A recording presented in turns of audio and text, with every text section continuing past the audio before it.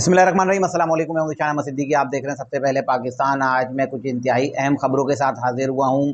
मेरी पहली खबर होगी 190 मिलियन पाउंड केस में इमरान खान के खिलाफ एक और गवाह मंजर-ए-आम पर आया है।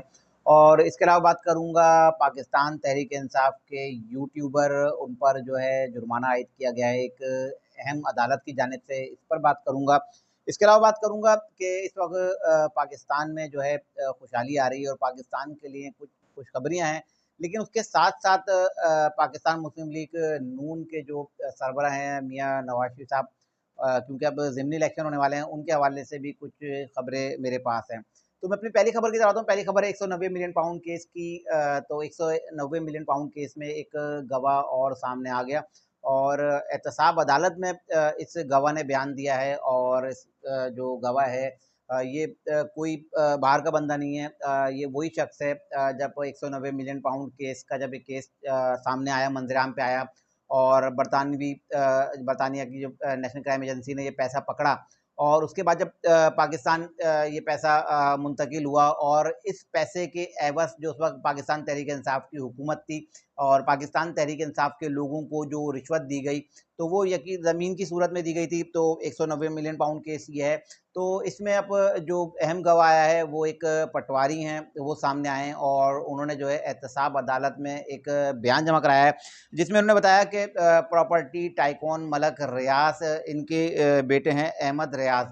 इन्होंने तकरीबन 240 कनाल 6 मरला अराज़ी जो बैरियर टाउन की ज़मीन थी, ये फ़राह गोगी के नाम पर ट्रांसफ़र की है। चंद हज़ार रुपए के एवज़ इस प्रॉपर्टी को जो है फ़राह गोगी के नाम ट्रांसफ़र किया गया।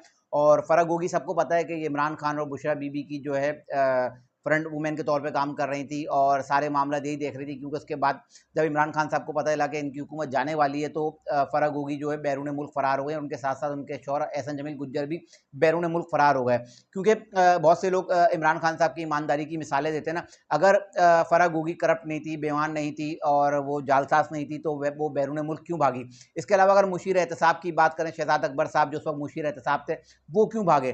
तो ये लोग पाकिस्तान में होते और अगर इधर रह के ये लोग बताते कि भाई ठीक है, हमने कोई करप्शन नहीं किया, हमें गिरफ्तार करो। लेकिन इन सब पर करप्शन साबित है और 190 मिलियन पाउंड केस में अब ये एक नया गवाह जो सामने आया है, जो पटवारी है और जिन्होंने बताया कि बनी गाला में ये डील हुई है और बनी गाला में इस प्रॉपर्टी के कागज़ात बने हैं और इन्होंने इस हवाले से 14 अहम पेपर भी जो है उन्होंने एहतसाब अदालत में जो है जमा कराए हैं। तो इमरान खान साहब के खिलाफ एक नया गवाह सामने आ गया है और 190 मिलियन पाउंड केस में जो अब इमरान खान साहब के साथ जो होगा वो यकीनन आप लोगों को पता चल जाएगा, क्योंकि अब गवाहियाँ सामने आना शुरू हो गई हैं और ये इंतहाई अहम गवाह सामने आया है। इसके अलावा पाकिस्तान तहरीक इंसाफ के यूट्यूबर हैं मेजर आदिल राजा, रिटायर्ड मेजर थे और अब तो खैर इनको तो गद्दार कहूँगा मैं, क्योंकि ये गद्दार है। और ये जब इस पे ये भी करप्ट बंदा था और इस पे करप्शन साबित हुई तो ये बैरून मुल्क भाग गया था। वहाँ से बैठकर ये व्लॉग्स करता था और ज़्यादातर इसके व्लॉग्स जो हैं जिसमें ज़हर उगलता है हमारी पाक फ़ौज के खिलाफ।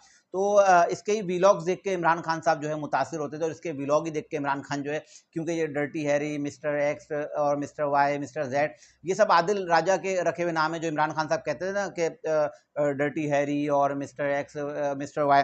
तो इमरान खान साहब के पसंदीदा यूट्यूबर मेजर आदिल राजा, और इन्होंने ब्रिगेडियर जो राशिद हैं उनके खिलाफ जो है इन्होंने एक सोशल मीडिया पे एक प्रोपेगेंडा किया था और इनके खिलाफ जो है इन्होंने एक इल्ज़ामात लगाए थे कि इन्होंने जो है आम इंतखाबात में जो है इन्होंने मदाखलत की है और इन्होंने डराया धमकाया है और पाकिस्तान तहरीक इंसाफ के लोगों को इन्होंने जो है इलेक्शन में हिस्सा लेने से रोका है और इलेक्शन में जो है इन्होंने जो है भरपूर मदाखलत की है।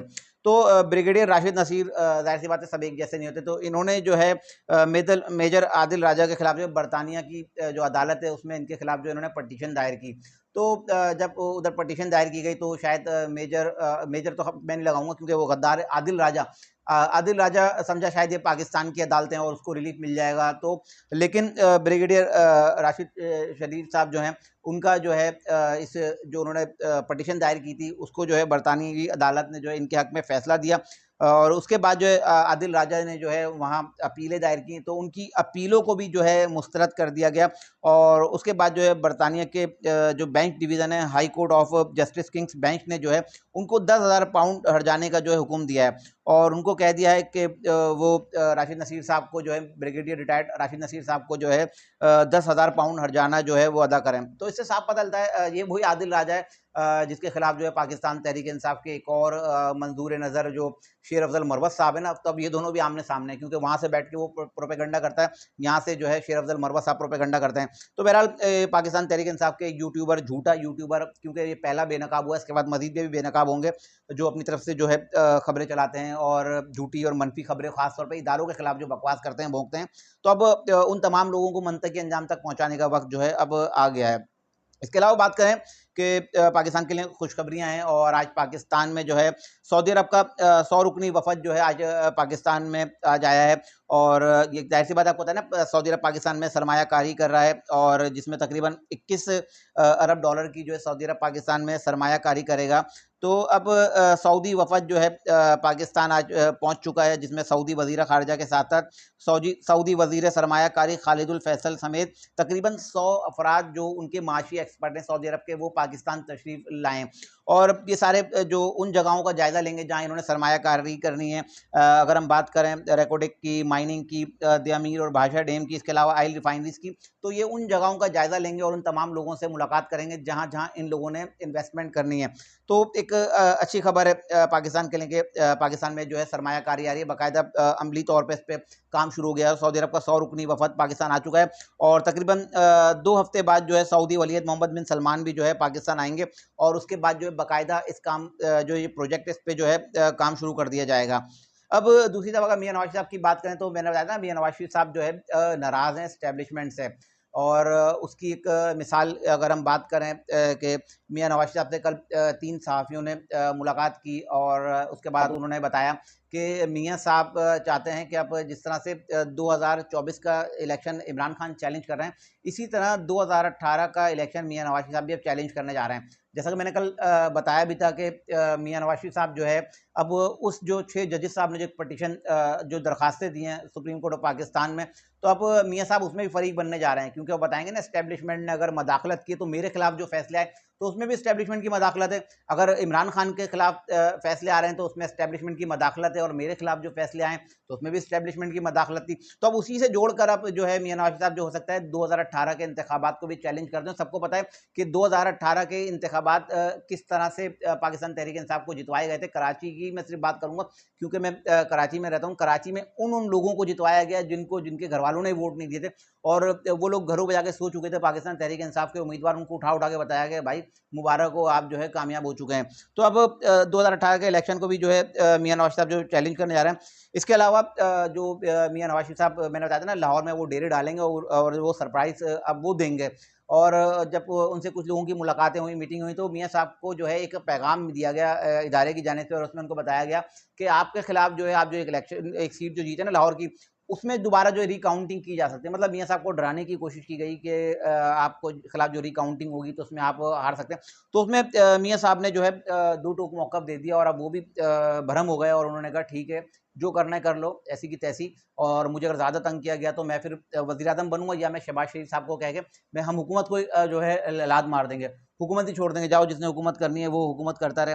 तो अब उसके बाद जो है मियां साहब ने जो है अपना बहुत सारे पत्ते अब शो करना शुरू किए हैं, लेकिन इदारों को उन्होंने बता दिया, क्योंकि मियां नवाज साहब अब जो है इदारों की मजबूरी है, क्योंकि अब जो सऊदी वफद जो पाकिस्तान आ चुका है, और सबको पता है कि सऊदी अरब से अच्छे ताल्लुकात किसके हैं, मियां नवाज साहब के अच्छे ताल्लुकात हैं। तो जब कल ये मीटिंग हुई लाहौर में, उसके बाद जो है मियां साहब जो है मरी दोबारा चले गए हैं, और मरी में जो कुछ ज़राए से खबरें हैं उसमें कुछ इंतहाई अहम शख्सियात ने मियां साहब से मुलाकात की है, और मियां साहब को मनाने की जो है कोशिशें की जा रही हैं, क्योंकि अब मियां साहब जो है इस्टेब्लिशमेंट की और इदारों की जो है मजबूरी बन चुके हैं। क्योंकि अगर शहबाज शरीफ साहब जो है हुकूमत छोड़ते हैं और वो साइड पे होते हैं, तो इससे जो इस्टेब्लिशमेंट है, और क्योंकि इस्टेब्लिशमेंट ने बहुत मेहनत की है पाकिस्तान की मईशत को दुरुस्त सिमत में लाने के लिए, लेकिन अगर एक ज़रा सी भी अगर कहीं कोई गलती होती है तो इससे जो पाकिस्तान में एक बैरूनी सरमायाकारी आ रही है और पाकिस्तान के हालात कुछ बेहतर होने जा रहे हैं, तो इसमें जो है एक रुकावट आ जाएगी। बहरहाल अब जब मुलाकात होगी, कुछ लोगों की जो अहम मुलाकातें होनी है और वो क्या बातें होती हैं और जब अंदर की खबर आती है तो इंशाल्लाह मैं वो खबरें भी आपके साथ जो है शेयर करूँगा। ये थी आज की कुछ इंतहाई अहम खबरें जिसके साथ मैं हाज़िर हूँ। इंशाल्लाह मज़ीद खबरों और नई तस्दीक के साथ फिर हाज़िर हूँगा। तब तक के लिए याद दीजिए अल्लाह हाफ़िज़।